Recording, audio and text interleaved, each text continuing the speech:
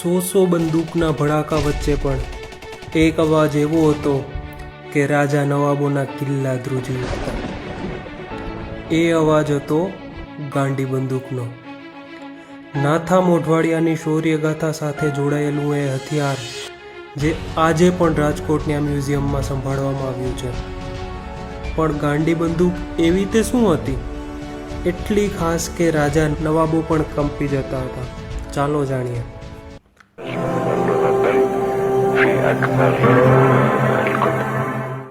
રાજા બારોટે પોતાના રાસડામાં લખ્યું છે કે 100 બંદૂકોના સુબા ફૂટે, ગાંડી કરે ગડેડાટ.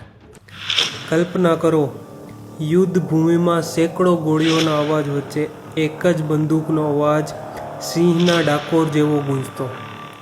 એ બંદૂક હતી નાથાની ગાંડી. ગાંડી કોઈ સામાન્ય હથિયાર નહોતું. તેનું વજન હતું લગભગ 18 કિલો અને એની લંબાઈ હતી 7.5 ફૂટ. એનો કુંદો સીસમના લાકડાનો અને નાળચું હવાઈ સ્ટીલનું બનાવેલું હતું, જે એવું લોખંડ છે કે જેમાં કોઈ દિવસ કાટ નથી લાગતો.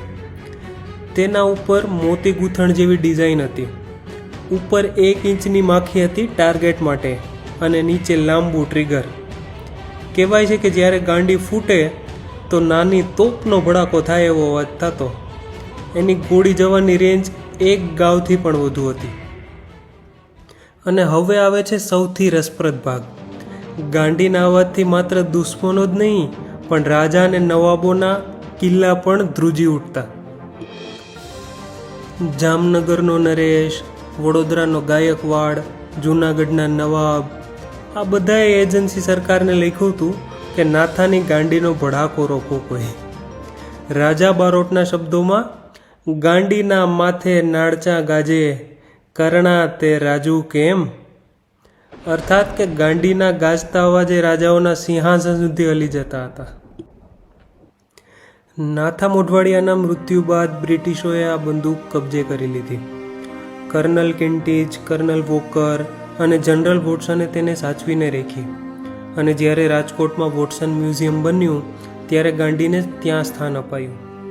આજે પણ ગાંડી ત્યાં જ સચવાયેલી છે. શૌર્ય અને બલિદાનનો મૌન સાક્ષી બનીને ઊભી છે. શું તમે ક્યારે વોટસન મ્યુઝિયમમાં જઈને ગાંડી બંદૂક જોઈ છે? જો જોયો હોય તો કમેન્ટમાં જરૂર લખજો, અને જો ન જોયો હોય તો એક દિવસ જરૂર જઈને જોજો. એ માત્ર બંદૂક નથી, એ છે મેર સમાજનો ઇતિહાસ. મિત્રો, ગાંડી બંદૂક માત્ર લોખંડનો ટુકડો નથી, એ છે ભયનો પ્રતીક, શૌર્યનો ગૌરવ અને આપણા પૂર્વજોની જીવંત યાદ. તો ચાલો આપણે સૌ સાથે મળીને નાથા મોઢવાડિયાને નમન કરીએ.